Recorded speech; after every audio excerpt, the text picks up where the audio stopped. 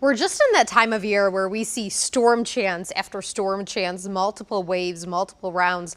Earlier today, we had so much heavy rainfall really throughout the morning into the afternoon. And because of the morning and afternoon rain, that really lowered that chance for severe weather across western Oklahoma once we got into this evening after sunset. So there were storms that developed over into the Oklahoma and Texas panhandle. You can see the remnants of them right here. But as those storms pushed farther towards the east, moved into an area that just wasn't the best for thunderstorms to really be still sustained, still be strong. As we look across western Oklahoma, still a few light showers from south of Woodward over towards Visay. Also some brief light to moderate showers moving in towards Eric and Sayre, but that's going to be about as even this one storm near Childress over in Texas that has weakened as well. Now, once these thunderstorms started to die down, they actually created a heat burst. So that means temperatures rapidly rose as these temperatures started to drop. And then also the winds picked up around 50, 60 miles an hour. That was for our friends over in Eric and Sayre.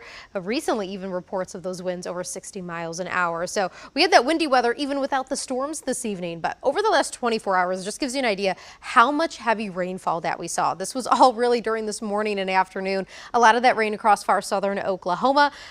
Still about a ½ inch across central parts of the state. Now there's going to be more rain on the way. Heavy rain too for tomorrow morning. That is going to be our next chance for getting more storms, more severe weather in the state. So tomorrow morning, make sure that you grab the umbrella, the rain gear, just because it is going to be rainy in the morning for some of us, but then as we go throughout the day, there's still going to be rain and storm chances. And of course, what happens in the morning, once again, is going to really depend and make a difference on what happens into the afternoon and also into the evening. We'll walk through our predictor complex up in Kansas that is moving across Kansas right now. We'll dive into far northwestern Oklahoma tomorrow morning around 6, 7, 8 a.m. This will continue to dive towards the southeast, reaching north central Oklahoma, Ponca City over to Enid by about mid-morning and expanding farther towards Stillwater and Tulsa by around lunchtime.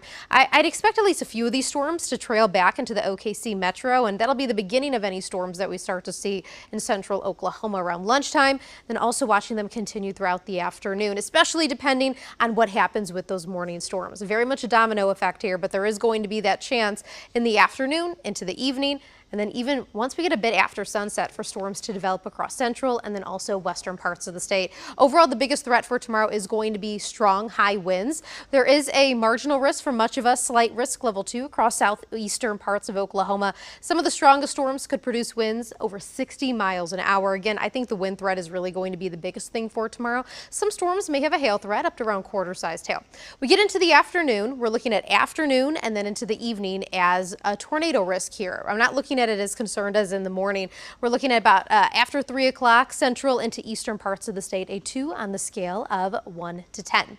Outside in OKC right now, it is quiet, it is dry, light winds, 65 at the moment. When you take a look at the temperatures, Elk City 81, that's that heat burst I was talking about. Their temperatures actually climbed into the upper 80s instead of the low 70s very, very quickly. That's also why it's a bit more windier across western Oklahoma.